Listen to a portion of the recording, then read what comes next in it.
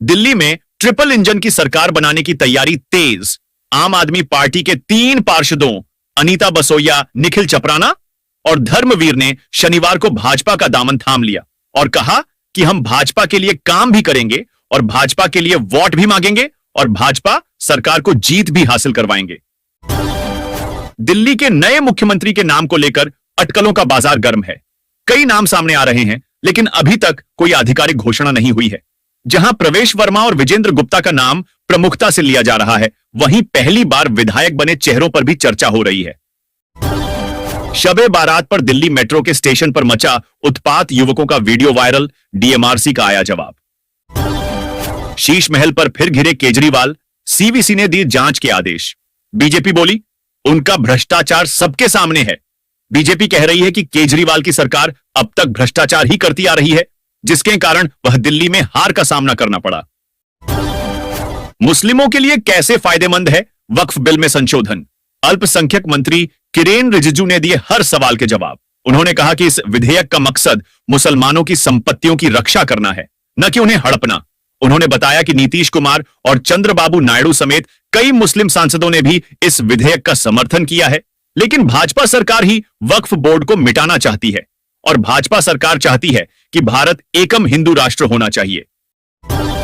किस राज्य में कौन सी चल रही मुफ्त योजना? सुप्रीम कोर्ट क्यों चिंतित? फ्री बीज से सबक नहीं, सत्ता ले रहे सियासी दल। महाकुंभ में फिर बढ़ी भीड़, जाम होने लगे हाईवे। कानपुर प्रयागराज हाईवे पर फंसी सैकड़ों गाड़ियां। ट्रैफिक पुलिस ने मौके पर पहुंचकर यातायात को सुचारू कराया। वहीं महाकुंभ के लिए रोडवेज बसों का संचालन भी प्रभावित हुआ है। उप मुख्यमंत्री केशव प्रसाद मौर्य ने अखिलेश यादव पर तंज कसते हुए कहा कि उन्हें भाजपा के नाम का फोबिया हुआ है। उन्होंने कहा कि सपा की सरकार भी अब बनने वाली नहीं है।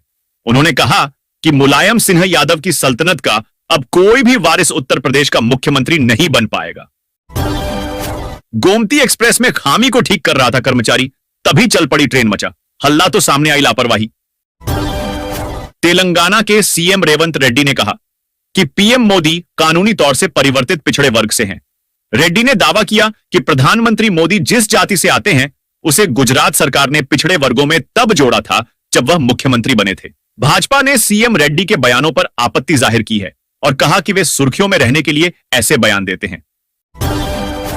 महाकुंभ मेले के सेक्टर 19 में भीषण आग लग गई है। दमकल की कई गाड़ियां मौके पर पहुंच गई हैं और अग्निशमन कर्मी आग बुझाने में जुटे हुए हैं। सूचना है कि कई पंडालों में आग लगी हुई है। फिलहाल किसी के भी हताहत होने की खबर नहीं है। बता दें कि इससे पहले भी मेला क्षेत्र में आग लगने की घटना हो चुकी है। महाकुंभ मेले को लेकर आई बड़ी खबर, बाइकर्स गैंग खुलेआम श्रद्धालुओं से मनमाना किराया वसूल रहा है। उत्तराखंड से आए श्रद्धालुओं से 400 रुपए मांगने पर विवाद खड़ा हुआ, लेकिन पुलिस मूक दर्शक बनी रही। पुलिस ने अब तक कोई सख्त कदम नहीं उठाया गया। इसे श्रद्धालुओं कह रहे हैं कि महाकुंभ में कई सुरक्षा नहीं ही, महाकुंभ में श्रद्धालुओं को लुटा जा रहा है।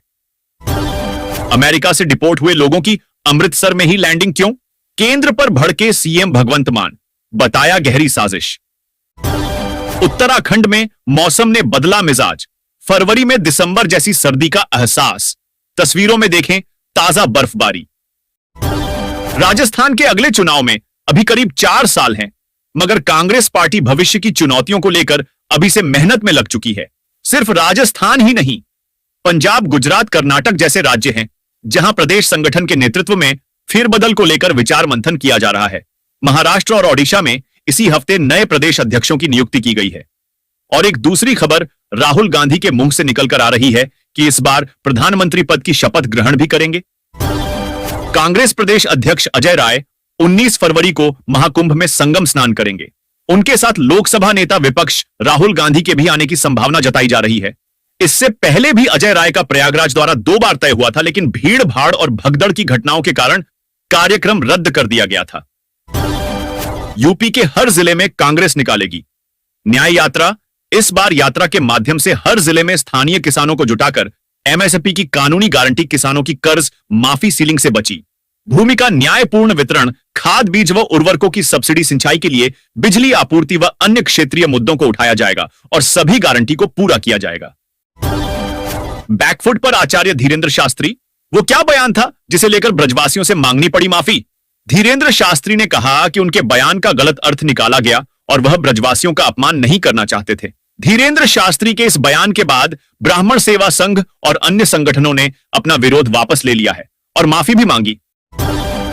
नया कश्मीर अब विवाद की कहानी नहीं, बल्कि उपराष्ट्रपति धनखड़ बोले 65,000 करोड़ के निवेश के मिले प्रस्ताव। हरियाणा निकाय चुनाव, भाजपा ने घोषित किए वार्ड प्रत्याशियों के नाम। इस समुदाय पर जताया सबसे अधिक भरोसा।